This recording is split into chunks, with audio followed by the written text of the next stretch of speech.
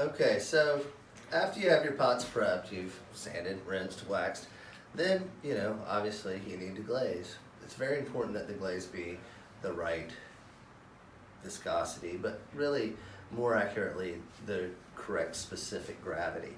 So when I say viscosity, I usually say that because most people have seen a commercial where the oil company is telling you about viscosity and how it maintains its viscosity and blah, blah, blah. But really, it's about the specific gravity. I personally use the finger test. The finger test basically is you blend the glaze as thoroughly as you can so that it's totally homogeneous. I think a great analogy here is a glass of chocolate milk, because hopefully everybody has had the opportunity to mix up a glass of chocolate milk with some Quick or Hershey syrup or something. And everybody knows that the good stuff is always settling. All the ingredients in this glaze, the colorant is what's heaviest, and that's what's sinking. And that's what's going to give you your pop and your wow and your zing. So, if you're not mixing the glaze thoroughly, you're saying, yeah, I want some mediocre drab pot. I don't want something that's going to pop. So, mix the glaze thoroughly right before you use the glaze.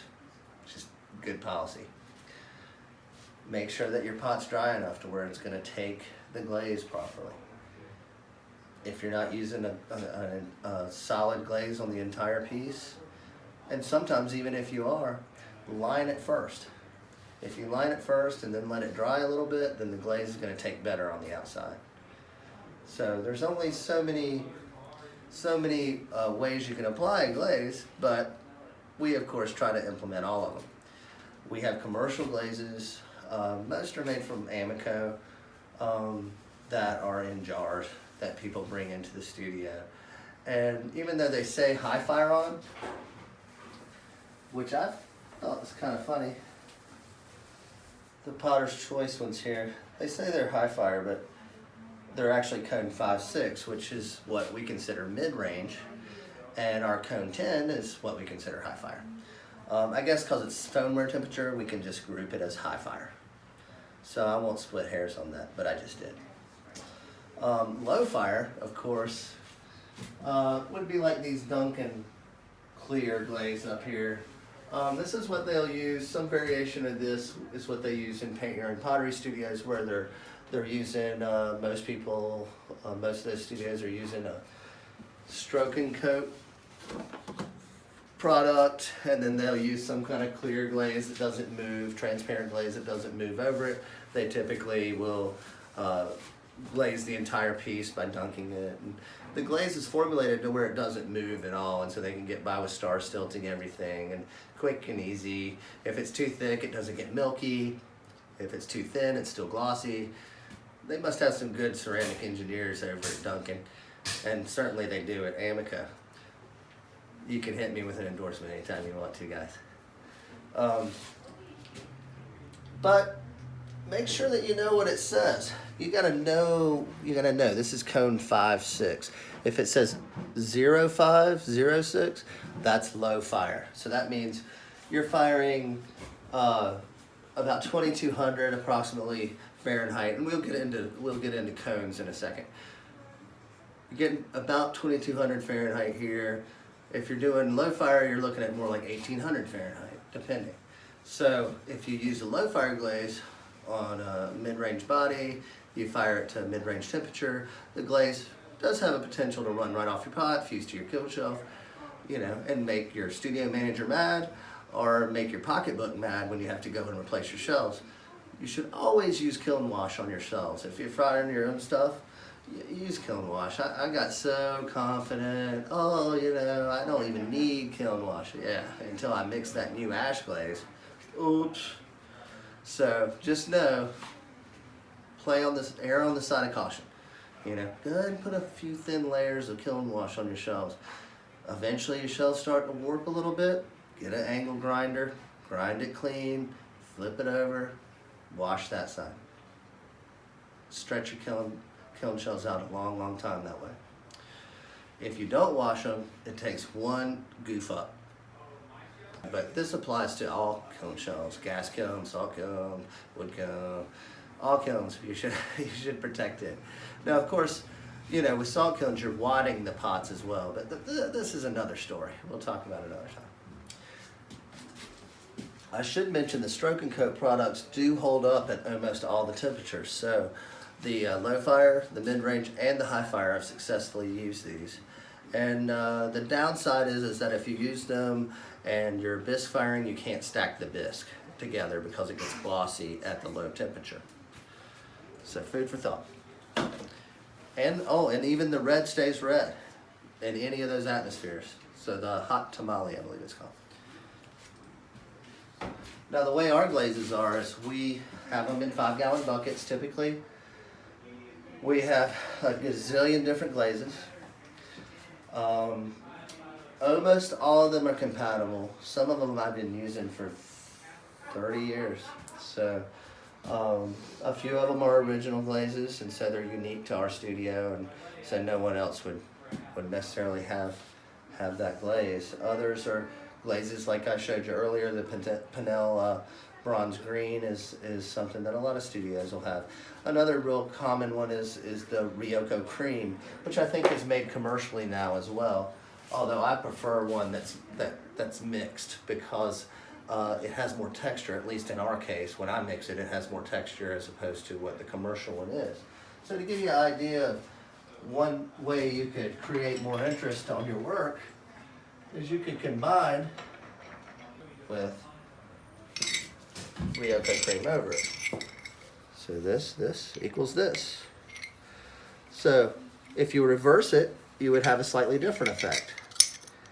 But as a general rule, you put gloss over matte, just as a general rule. But we know that rules were made to be broken. So experiment. The other rule for glazing is test, test, test.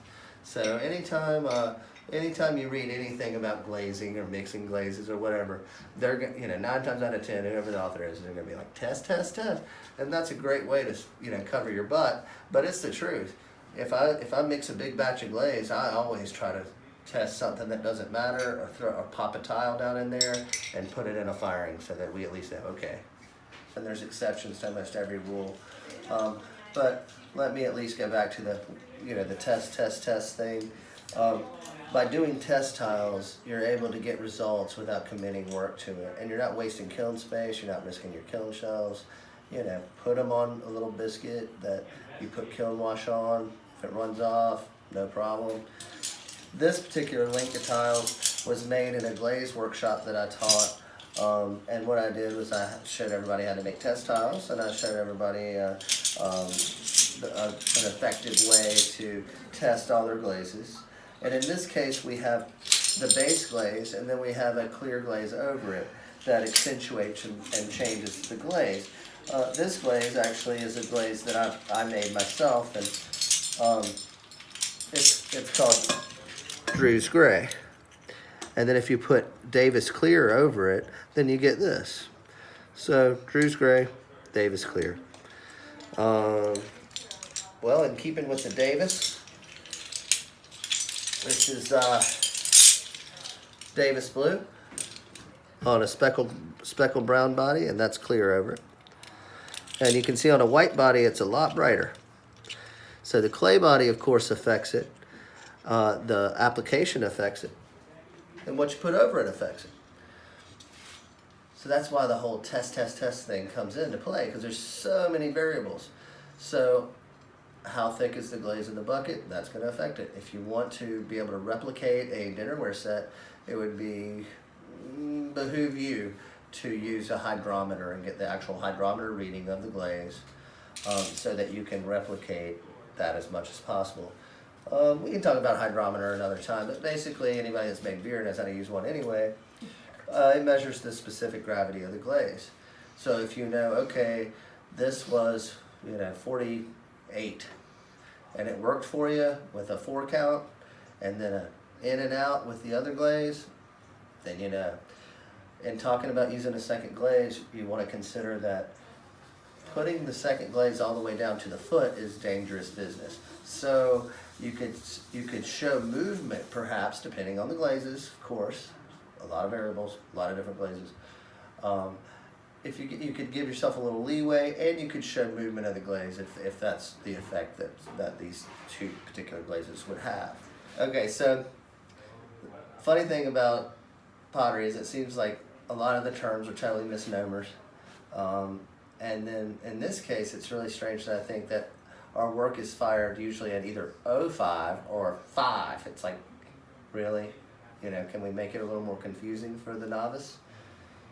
Anyway, you may remember in school the positive negative number line. So there is no zero cone. And then the low cones, which are really not that low, are backwards, I guess you could say. So it goes 08, 07, 06, 05, 04, 03, 02, 01.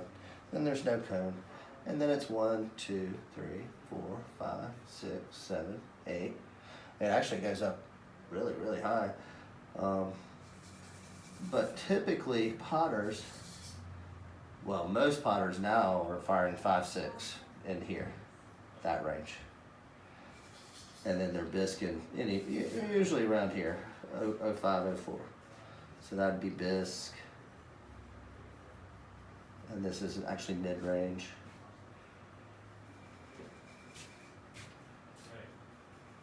And then 7, 8. Oh, we need more line here. 9, 10. You can see how straight that line is. That 4-year painting degree paid off. So if we go lower, we're looking at lusters are like 020, 019. China paints like 018. Then you get into your bisque. Then there's some, there's some Maiolica, I think, is around here in the 02 range. I think it just depends on your particular setup and what you're trying to do and what your preference is. Some people bisque real soft, some people bisque real hard. So again, it just really depends on what you're doing. The copper reds and regular gas firing is usually at 9, 10, so we call that high fire. I used to do quite a bit of salt firing. I would typically get cone 13 in the top of that cone, easy. So you got to use a good clay body when you're firing that high. The clay body you choose is really, really important in your final product, and may dictate whether or not you have anything at the end. It's just like baking, like if I said, oh, okay, I've got to bake this chicken pot pie at 420 for the next hour and 10 minutes. I'll just put it on, 550 and cut the time. Well, see, it's just not going to work. Chances are you're going to burn the crust. The middle might still be a little cold. So it's time and energy, patience, pottery and patience. It's the same thing right there. We should just call it patience. So anyway, that's your pyrometric cone chart.